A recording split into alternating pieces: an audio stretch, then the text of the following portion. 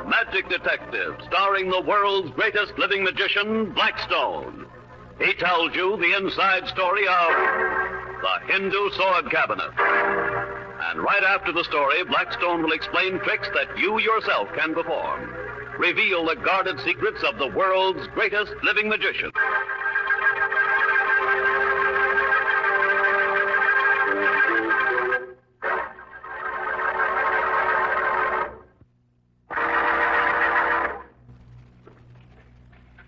Oh, hello, Don. I'll be with you in a minute. I just want to finish sticking knives through Rhoda. What on earth are you talking about? Where is Rhoda? She's in this huge wicker basket here. Hi.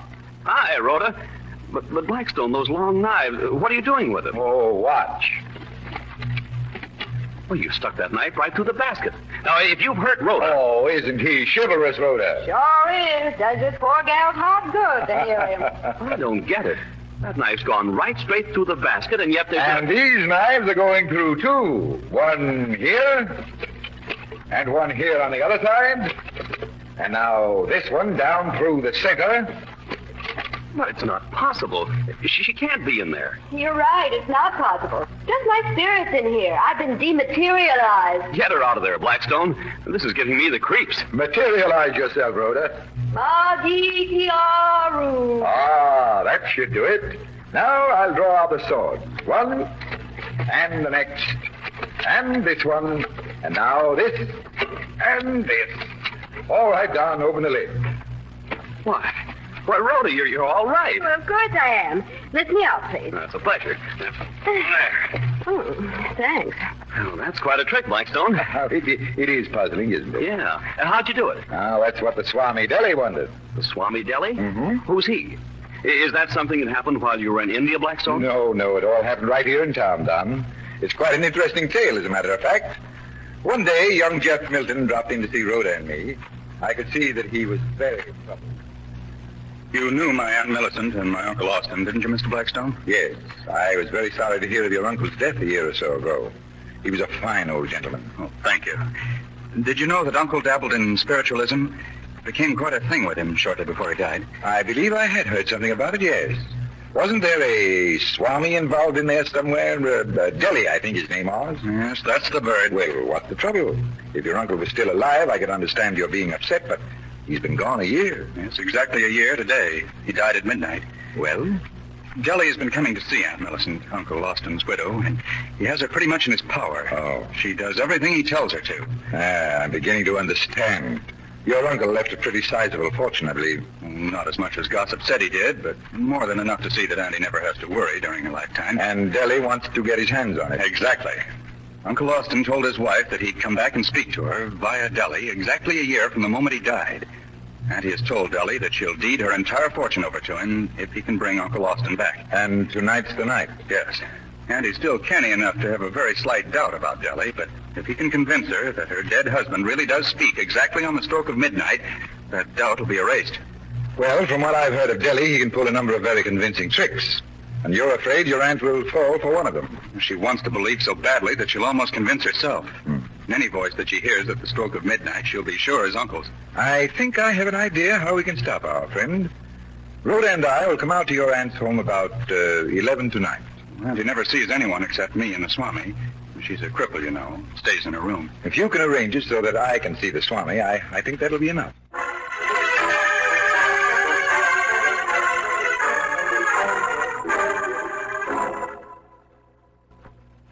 My assistant is in the basket that I have pierced with swords. Now she will come out unharmed. Rhoda, materialize. Magitiaru. Now I draw out the swords. This one, and this one, and now this, and this. Delhi, will you lift the lid of the basket? Lift the lid yourself, Mr. Blackstone. The girl is in there unharmed. Right. Up out, Rhoda. Okay, give me a hand. There. Mr. Blackstone, may I speak to you a moment? Oh, surely. What is it? It's 5 minutes of 12. That clock is 10 minutes slow. Yes. If you can do anything, do it fast. And he has the deed all drawn up. And as soon as she hears Uncle's voice, she'll sign it. I'll work something. That was a very interesting trick, Mr. Blackstone, but not too simple. Anyone with any knowledge of magic would know it was a trick. You think so? I know. Perhaps you'd like to get into the basket. If you think it's a trick, surely you wouldn't be afraid to try it. Certainly I'm not afraid. I would be glad to enter your basket. Shall we make an appointment for tomorrow afternoon? Oh, the guy's afraid, boss. He's trying to get out of it. That is not right, Miss Brent. I have a very important engagement with the late Austin Milton that I must keep at 12 o'clock. It's only a quarter of. You've got plenty of time. Don't urge him, Rhoda. If the Swami's afraid that his magic powers won't protect him. I will get into your basket now, Mr. Blackstone, but make it quick. We haven't much time. Give me a hand, please, Mr. Milton. Yes, sir. There you are. Now put the lid on. Now, Blackstone. You had better dematerialize yourself, Dilly. Here is the first sword. Come, Mr. Blackstone, please. You and I both know that this is just a trick. Let us dispense with the magician's patter. Very well. Here's the second sword. And here's another. And another. And one through the center. And one over here. Are you all right still, Dilly? Certainly. The first sword went under my knees. The second past my arms. The third close to my neck, and so on. It is a trick, just as I said. Yes, you're right. It's a trick just as you said. I proved my point. Now, if you'll be kind enough to remove the swords, I will go to keep my appointment with Austin Milton. It is getting late.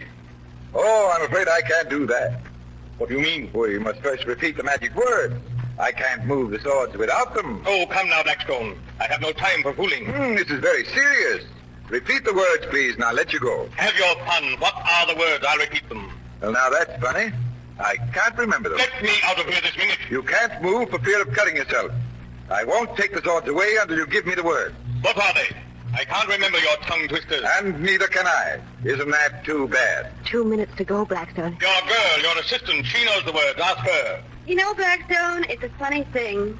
I generally have such a good memory, and yet tonight I just can't remember a thing. Let me out of here. I'll get you for this. Get us for what, Deli? You climbed in there of your own volition. I can't tell you how sorry we are. We can't remember the words. Let me see now. Perhaps if I concentrate. Omnia Gallia Divisa Est in Partes Pres. Oh, no, that's Julius Caesar. That's not the right thing. Oh, dear. I have it right on the tip of my tongue. 1 minute more. Right. I'm disappointed in you, Rhoda. He is the poor Swami in his terrible fix, and we can't help him. This is too bad. Oh, young Lochinvar has come out of the West. Does that sound right, Blackstone? No, that's not it. Let me out of here. Let me out, I tell you. Oh, I know. It's Magi Kioru. Ah, that's right, Rhoda, that's right. Say the words and you can get out, Deli. And isn't it a shame it's just too late for you to keep that appointment? We're so sorry.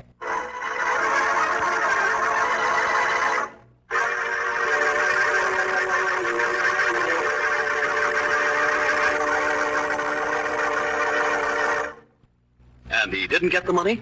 No, Don, he didn't. Aunt Millicent tore up the deed and would never see him again. I've seen mad people in my life, but never anything like our phony Swami friend. He was raging.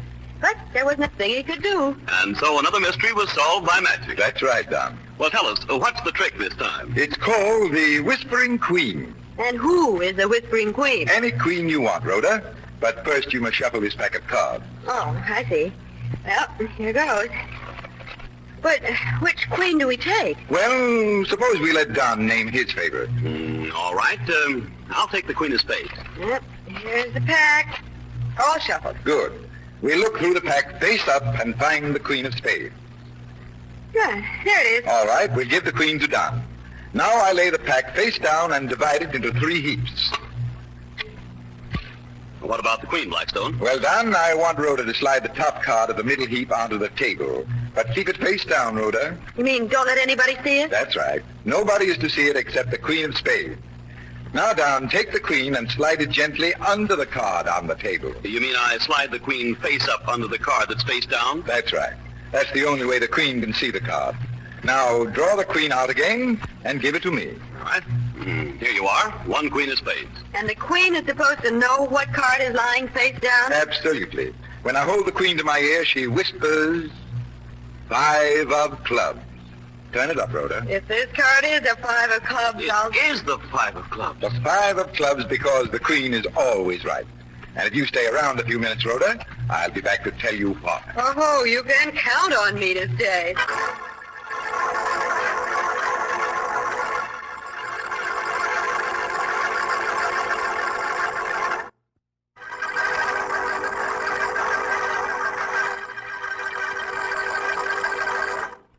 And now Now, Blackstone, what made the Queen whisper? She didn't have to whisper, Rhoda. You see, I knew that card myself. But you couldn't know it was a 5 of clubs. I shuffled the pack beforehand. But you're forgetting one thing. It was after you shuffled that I asked Don his favorite queen. Oh, well, how did that help the trick? Very simply.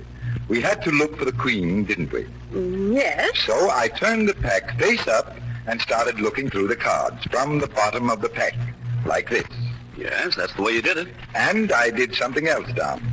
While looking for the queen, I slid the top card over to the left, like this, and saw it was the 5 of clubs. So you knew the top card was the 5 of clubs, and you turned the pack face down. Yes. And when I cut the pack into 3 heaps, like this, I put the top heap in the middle. I told Rhoda to take that heap. And I took the top card of that heap thinking it came from someplace down in a pack. And the card was the 5 of clubs. So all I had to do was pretend that the queen looked at it and whispered the name of the card to me. Simple, but did it fool us? I hope you like that trick, ladies and gentlemen. And until next time, this is Blackstone saying good magic and goodbye.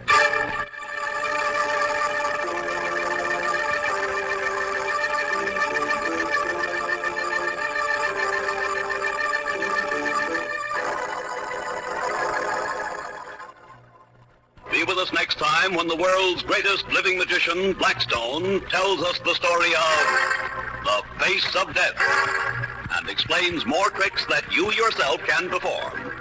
Listen in again to Blackstone, the world's greatest living magician.